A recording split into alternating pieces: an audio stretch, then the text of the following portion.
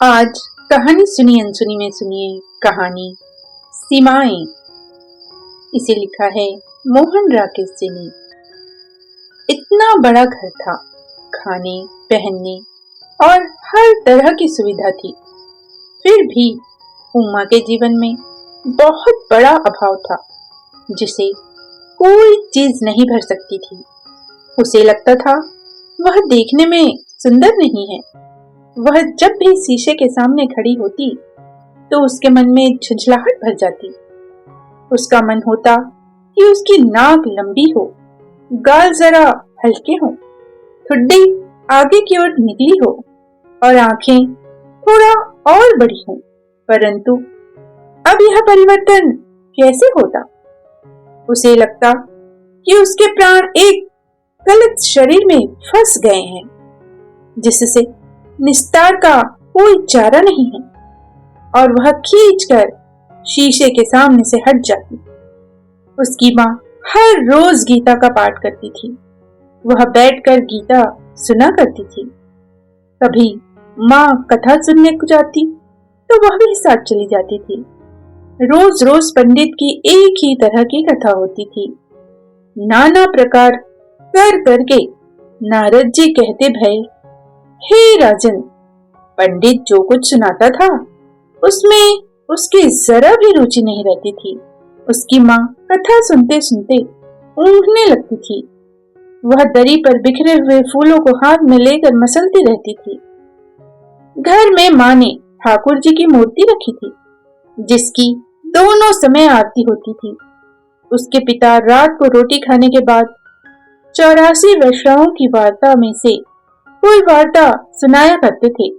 वार्ता के अतिरिक्त जो चर्चा होती उसमें सतियों के चरित्र और दाल आटे का हिसाब, निराकार की महिमा और सोने चांदी के भाव, सभी तरह के विषय आ जाते। वह पिता द्वारा दी गई जानकारी पर कई बार आश्चर्य प्रकट करती, पर उस आश्चर्य में उत्साह नहीं होता। उसे मिडिल पास किए 4 साल हो गए थे। तब से अब तक वह उस संधि काल में से गुजर रही थी, जब सिवा विवाह की प्रतीक्षा करने के जीवन का और कोई ध्येय ही नहीं होता।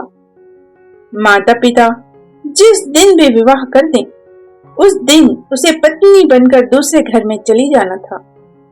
यह महीने 2 महीने में भी संभव हो सकता था, और 2-3 साल और भी प्रतीक्षा में निकल जा सकते थे। उमा कुछ कह नहीं रही थी, फिर भी अपने में व्यस्त थी। बैठी थी, लेट गई, फिर उठकर कमरे में टहलने लगी, फिर खिड़की के पास खड़ी होकर गली की ओर देखने लगी और काफी देर तक देखती रही। सवेरे रक्षा उसे सरला के ब्याह का बुलावा दे गई थी। वह कह गई थी कि वह 5:30 बजे तैयार रहे, वह उसे आकर ले जाएगी। पहले रक्षा ने उसे बताया था कि सरला का किसी लड़के से प्रेम चल रहा है, जो उसे चिट्ठियों में कविता लिखकर भेजता है और जल्दी दोपहर में कॉलेज के गेट के पास उसकी प्रतीक्षा में खड़ा रहता है।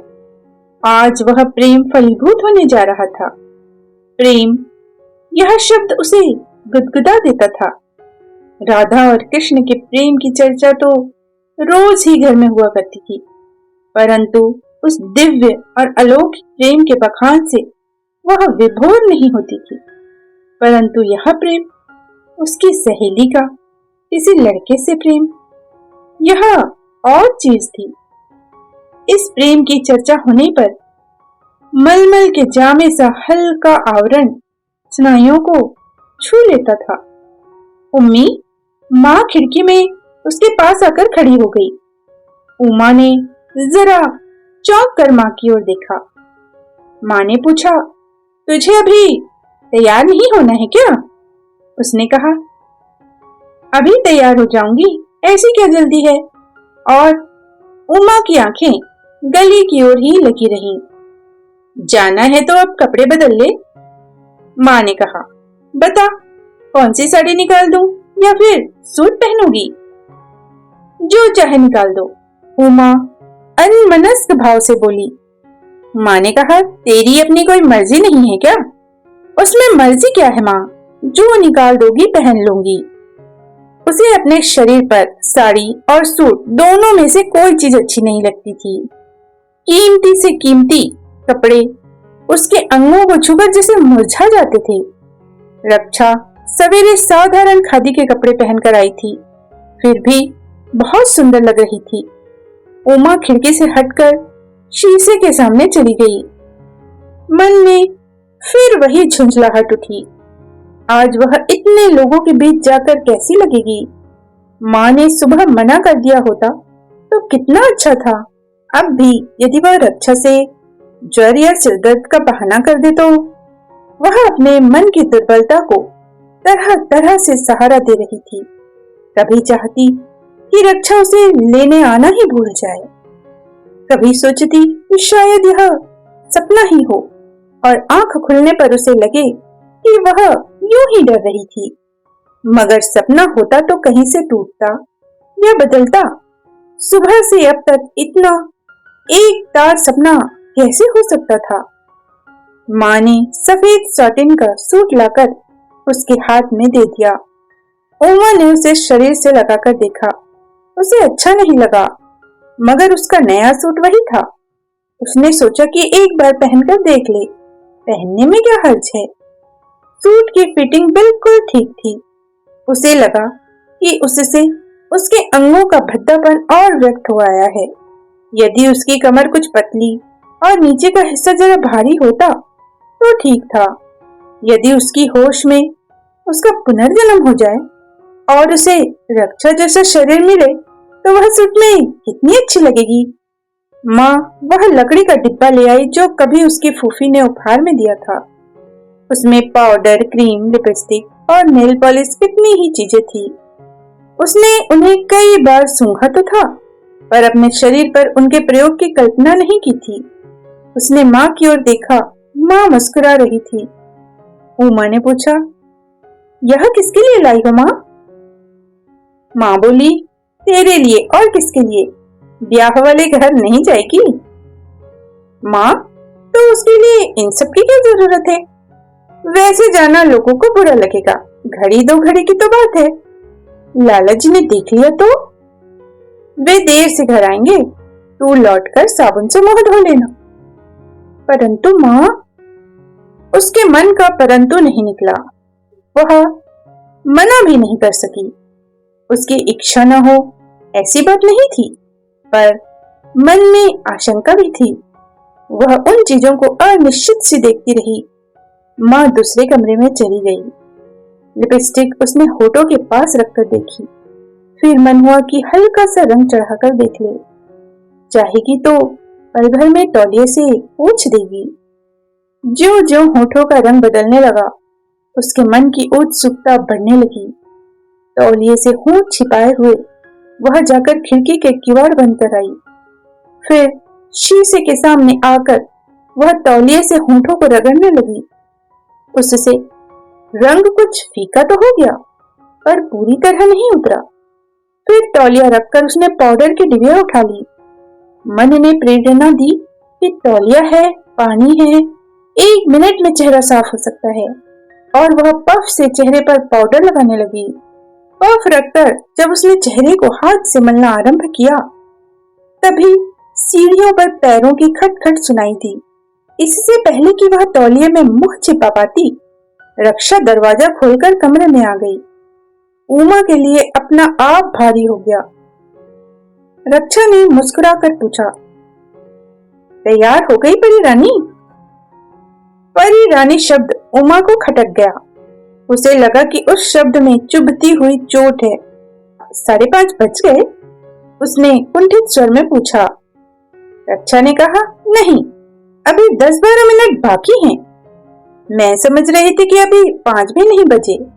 उमा ने किसी तरह मुस्कुराकर कहा। उसकी आंखें रक्षा के शरीर पर स्थिर हो रही थी। आसमानी साड़ी के साथ हीरे के टॉप्स और सोने की चूड़ियां पहनकर रक्षा बहुत सुंदर लग रही थी। माँ ने अंदर से पुकारा तो उमा को जैसे वहां से हटने का बहाना मिल गया। अंदर गई तो माँ वह मखमली डिबिया लिए खड़ी थी जिसमें सोने की जंजीर रखी थी। वह जंजीर माँ के ब्याह में आई थी और उमा के ब्याह में दी जाने के लिए संदूक में संभाल कर रखी हुई थी। माँ ने जंजीर उसके गले में पहना दी तो उमा को बहुत अजीब लगने लगा। रक्षा इधर आवाज दे रही थी, इसलिए वह माँ के साथ बाहर कमरे में आ गई। उसे बाहर आते ही रक्षा ने चलने की जल्दी मचा दी। जब वह चलने लगी तो माँ ने पीछे से कहा, रात को मंदिर में उत्सव भी है, हो सके तो आती हुई दर्शन करती आना।